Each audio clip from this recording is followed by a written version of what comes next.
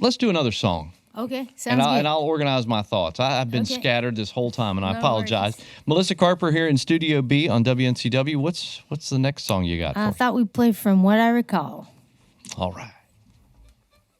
Oh, 1, 2, 3.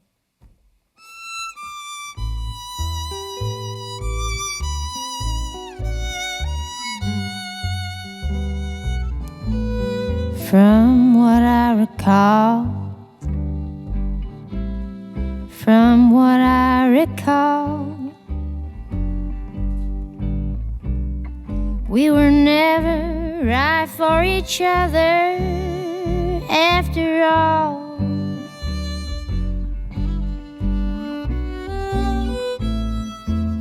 I was much too short,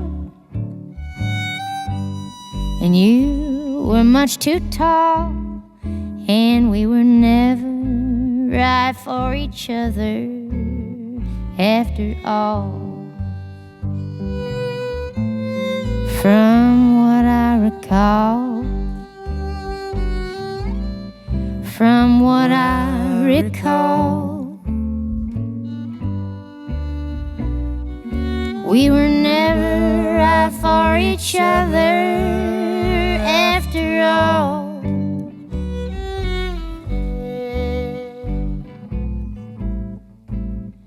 Your mama never liked me, and I never liked your pa, and we were never right for each other after all.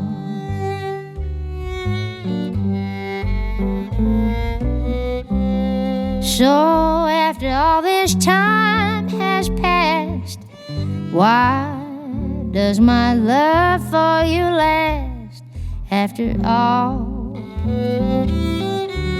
Yes, after all.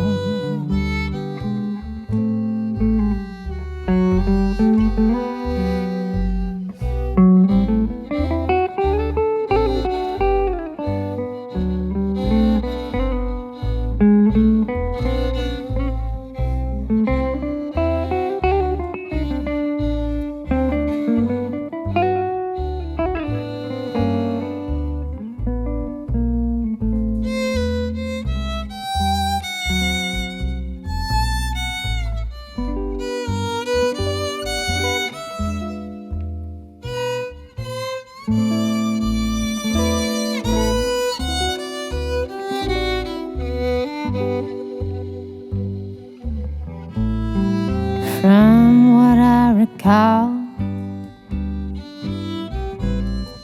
from what I recall, we were never right for each other after all.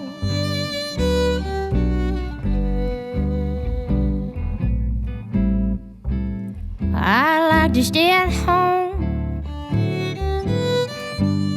and you like to go out to the ball, and we were never right for each other after all.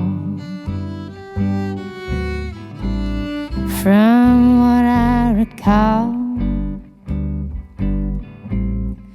from what I recall, we were never right for each other after all.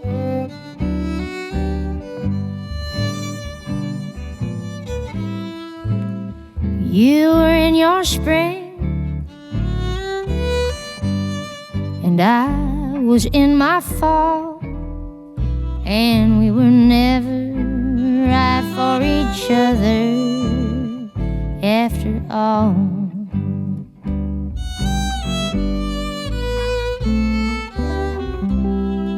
So after all this time has passed, why does my love for you last after all? Yes, after all. After all. Yes, after all.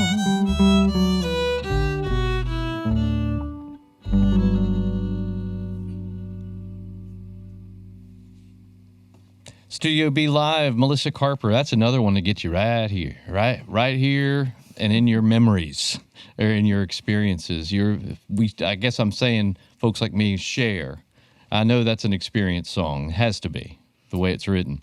Yeah, for sure. Just kind of putting a lot of different experiences together there for that one. Yeah. Yeah, very cool. Your writing, I was looking at some of the influences. You grew up with parents who provided you a musical atmosphere.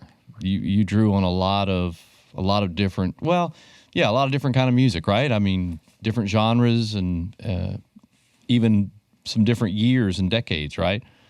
Yeah. My family listened to a lot of old country music, so I grew up listening to Hank Williams and Patsy Cline, Loretta Lynn, Johnny Cash, just all the country greats. They loved Elvis Presley too. They loved early rock and roll as well. We had that as well, and some gospel. So yeah, I got to listen to old music, and then I just kept going even older from there. And when my dad realized how much I liked the old stuff, he bought me the collection of Jimmy Rogers when I was around 20. And that was my next question about that. So a lot of influence in your music and your writing from Jimmy Rogers? I feel like when I started to actually try to write more, some of the first things I wrote, I was kind of copying his form a little bit. And I listened to him so much. I feel like it was definitely influential. I also noticed in your information that, I featured some music from Leadbelly yesterday on the Spoonful of Blues that we do in the noon hour, because yesterday was the anniversary of his passing. And I don't normally, do that, but I thought, what the heck, hadn't played any Leadbelly in a while. Today's the day that he passed away. And I noticed that he also was an influence to you. Yeah. When I was really trying to dig up old music, and I remember going to our library in North Platte, Nebraska, where I grew up, and they had some records that they're about to get rid of, I think, actually, and I would check them out and take them home, and then I would dub them onto tape, which I know you're not supposed to do. But I did that with some Leadbelly, and I listened to that over and over. I think I was his last sessions that I listened to quite a bit, and I would try to imitate his voice because I love that big sound to his voice. Oh, definitely big. And I was glad I did that yesterday, because it had been, like I said, a while and hadn't heard it. And I think people would be stunned, maybe, who aren't maybe huge fans. I mean, he's been dead a long time, but people would be shocked to know how many of his songs that he's credited with writing that have been done that they've heard over and over by different artists, and they don't know that he actually wrote those songs. Yeah, that's right. Stuff like In the Pines, or right. I know he called it My Girl, I think, instead of In the Pines. Depends on what record you look at. Does it? Yeah, the newer, but certainly, that song, well known for Bill Monroe and the Bluegrass Boys, quite a different arrangement and take on it. A totally different arrangement. Yeah, it was, and I did a comparison I wanted to hear, so it's why sometimes I'm like, all jammed up trying to get ready for the show, because you start in a rabbit hole like that, and there you go, right? But man, I can't believe somebody was thinking of throwing out some Leadbelly records. I know. I don't know why they were doing that either. No. Did we do 3 songs yet, or 4? We've done 4. All right. I'm not going to ask you to do any more. I know Sean was pulling your leg about doing a 2-hour show in here, but you guys have a show to do tonight, so we don't want to, ask too much of you, but we certainly appreciate you making time for us here in Studio B this afternoon in front of a show. Fortunately, we're not too far from Asheville. Again, it's tonight at the Gray Eagle at 8. Melissa Carper and her Melissa Carper Trio. We can dub you that today, right? Sounds good. With John R. Miller at the Gray Eagle tonight. And you're on the social medias. Folks can follow you and things like that. Yep, I'm on Instagram, Melissa Carper Music. I even have a TikTok. That's Melissa Carper Music. Wow. Rebecca helps me out with that.